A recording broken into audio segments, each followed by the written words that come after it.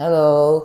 Di ko maintindihan kung bakit sobrang excited ako today. Napakagaang ng Bible reading ko. Sobrang gaang. Para ako nakalutang sa langit. Oh, praise God. All glory to God. Matthew chapter 15, verse 10 to 20. May maganda to. What defileth a man? Ano nakakapag-defile sa man? Ang ganda nito. Grabe to. I keep on mentioning this in the past few Bible reading or Bible study. But ito, basahin natin. Nasa Matthew chapter 15 siya. Verse 10 to 20 tayo. Okay, basahin na natin. Napa 20 minutes ako kanina eh. Napasarap ako doon sa Ephesians chapter 2 verse 8 and 9. Tapos, Ephesians chapter 2 verse 8, 9, and 10. And then sinundan pa ng Romans chapter 3 verse 24 to 26. Grabe. Woo! Grabe si Lord. Yung pagmamahal ni Lord, ramdam na ramdam mo talaga. Grabe. Pagka nadidinig mo na siya, naku po, paano mo bibitawan? Yung ganong klaseng pagmamahal, grabe. Grabe. At doon na nga ako sa point na ako nag-share na, patay tayo dito.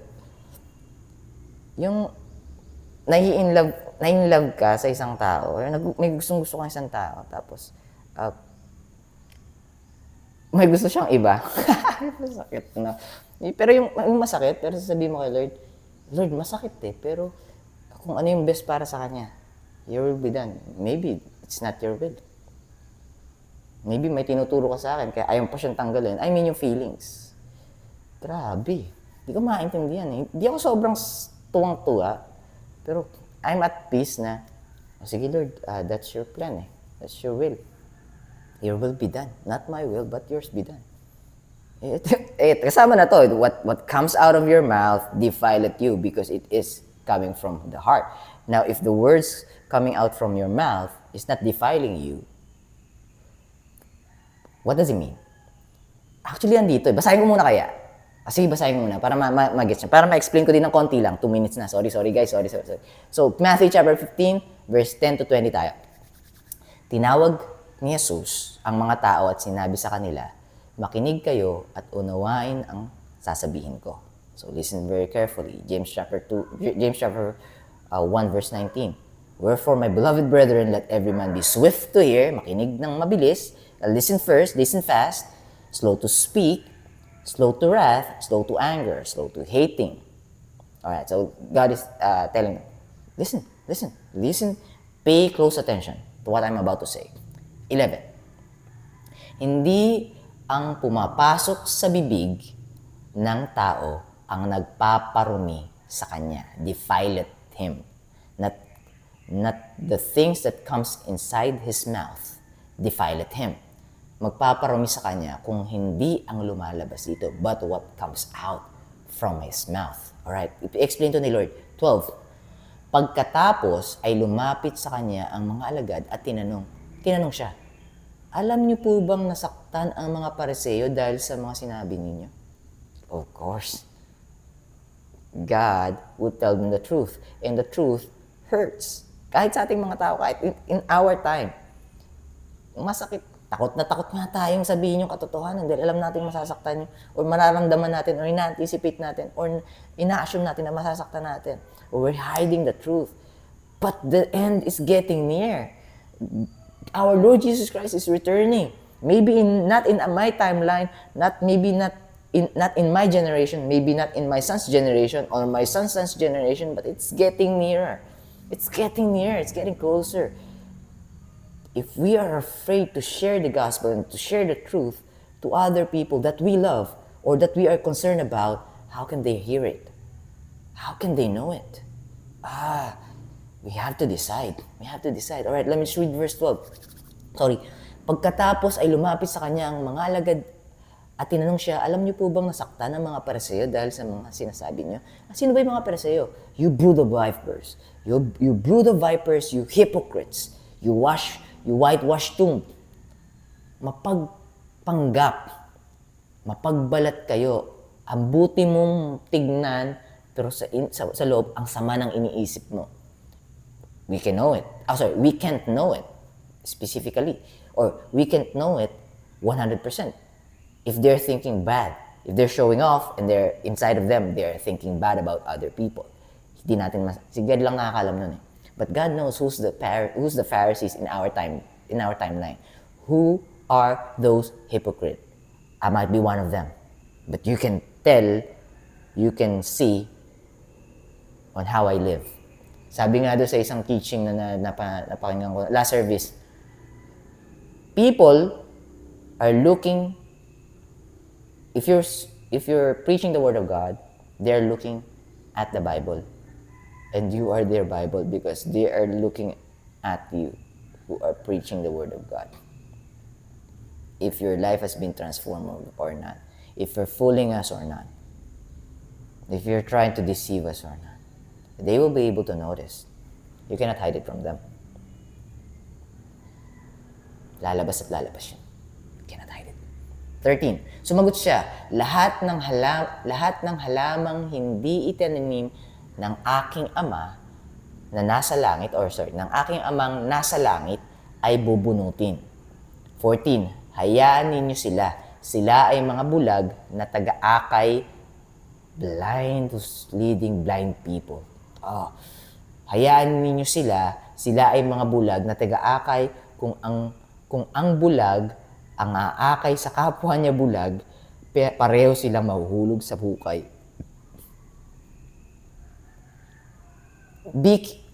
Verse 14, napaka-importante. What does it mean? Paraphrase ko na lang in English. Be careful of who you listen to. Be careful. Be skeptical. Try to listen to them. Are they saying the Word of God inside the Bible? Yung mga sinasabi ba nila in line sa kung ano talagang nakasulat? Ako, pagka napakinggan niyo yung Bible reading ko today, for by grace are you saved through faith and not of yourselves. It is the gift of God, not of works, lest any man should boast.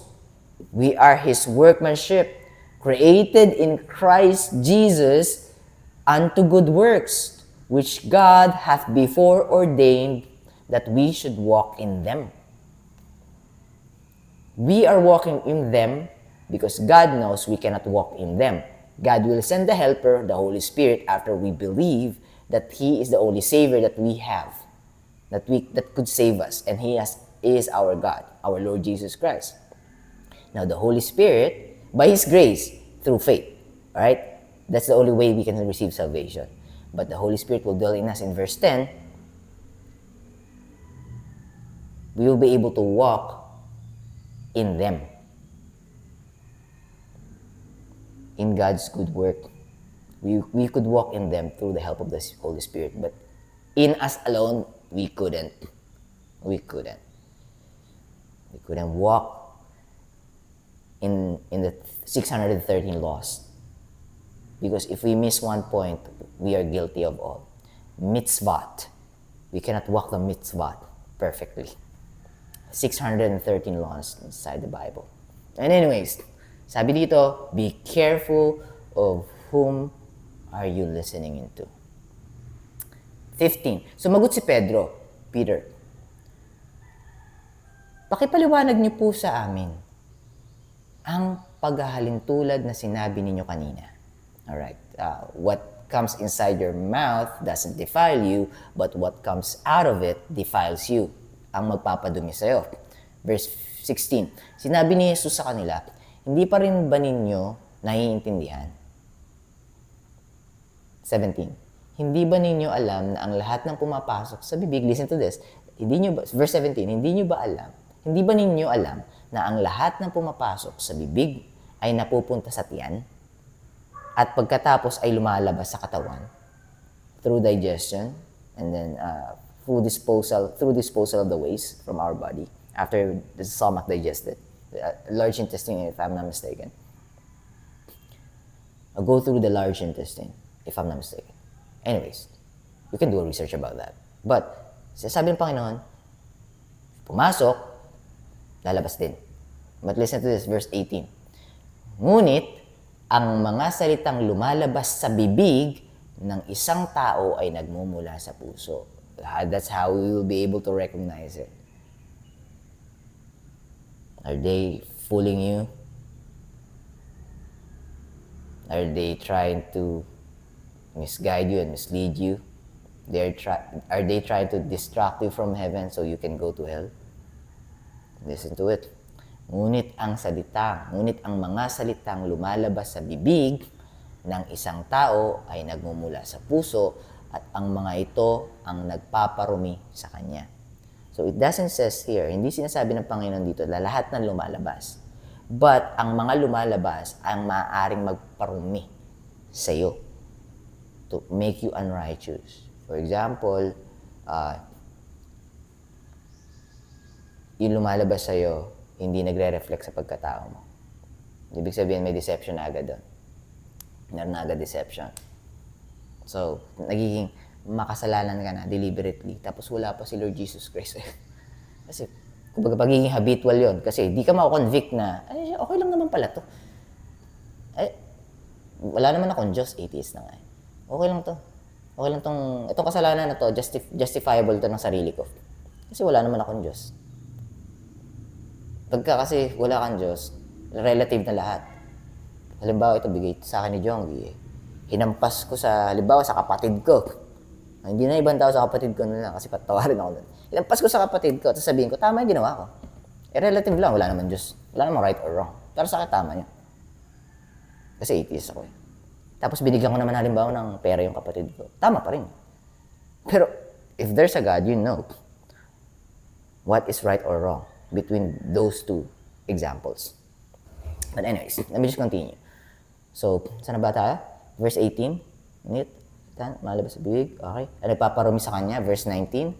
Just 2 more verses. Sapagkat sa puso ng tao nagmumula ang masasamang pag-iisip at nagtutulak sa kanya para pumatay, mangalo niya, gumawa ng sexual na imoralidad, magnakaw, magsinungaling, at manira ng kapwa.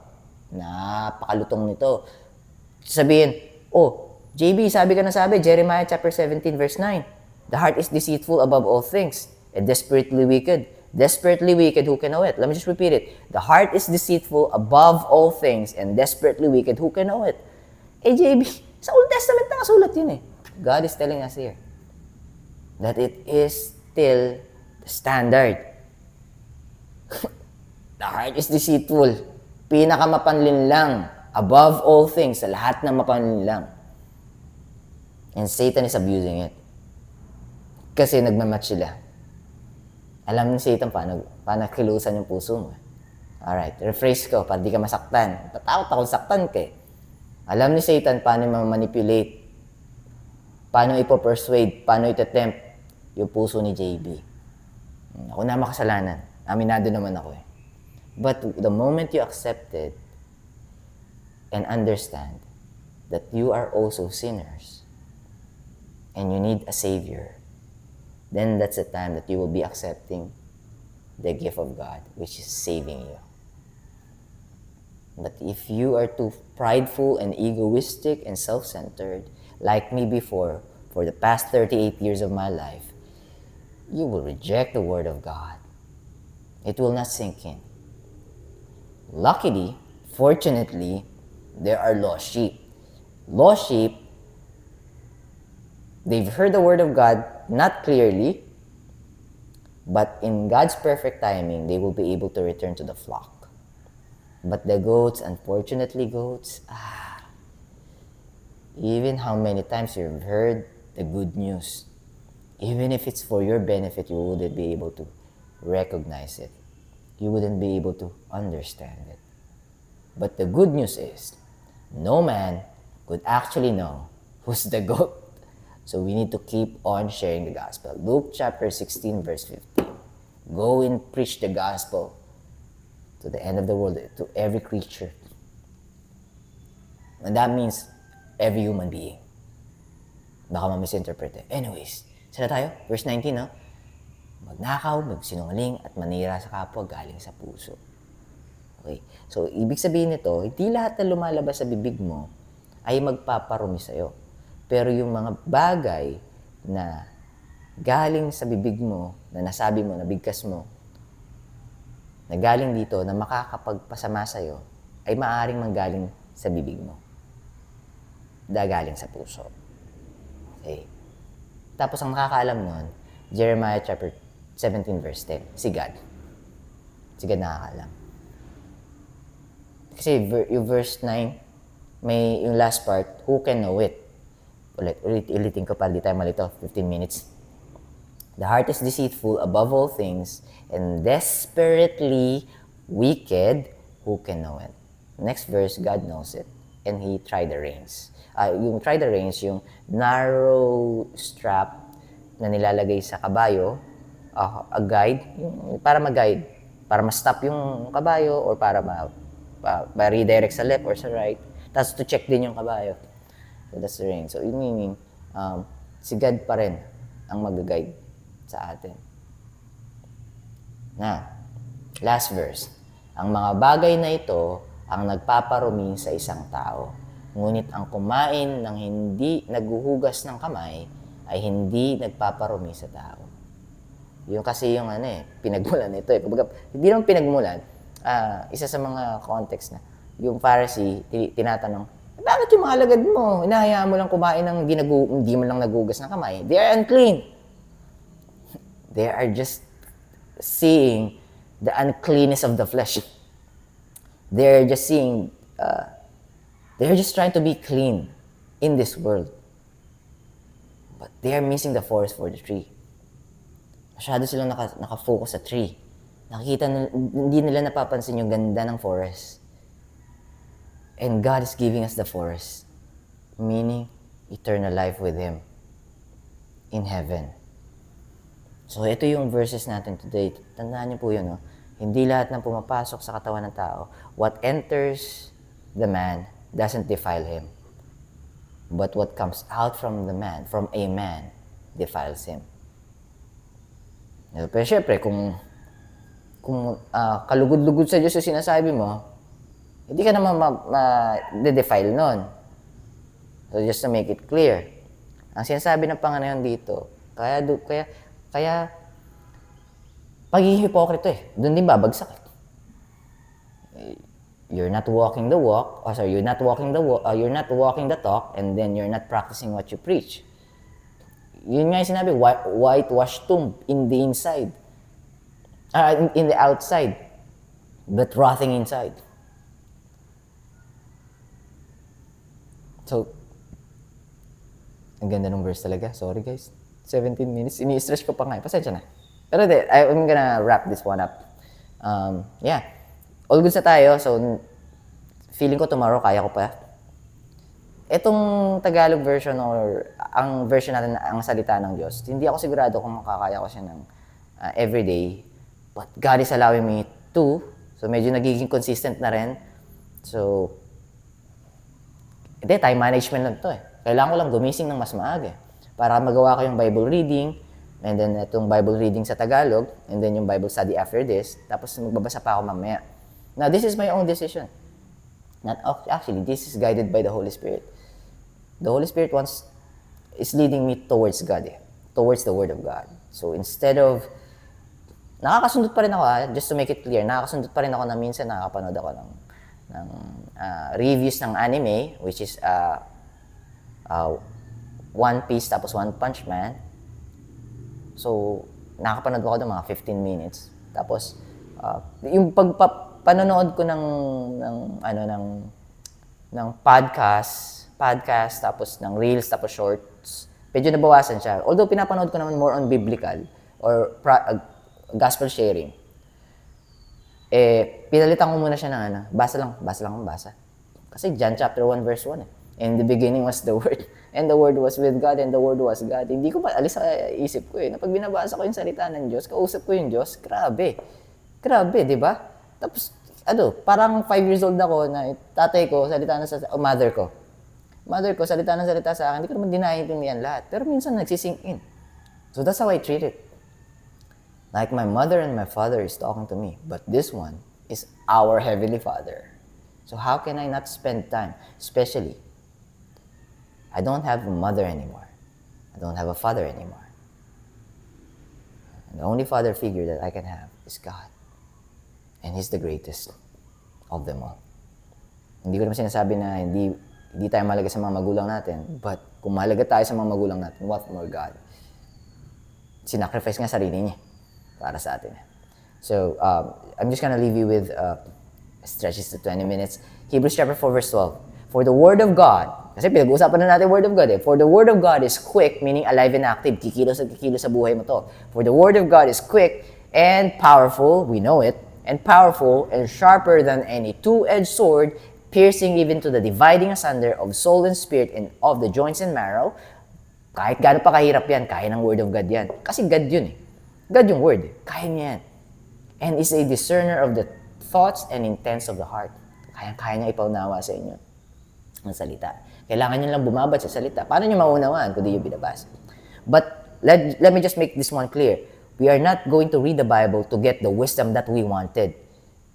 Again, sabi nga, yung puso, ingatan nyo, ano ba yung laman ng puso?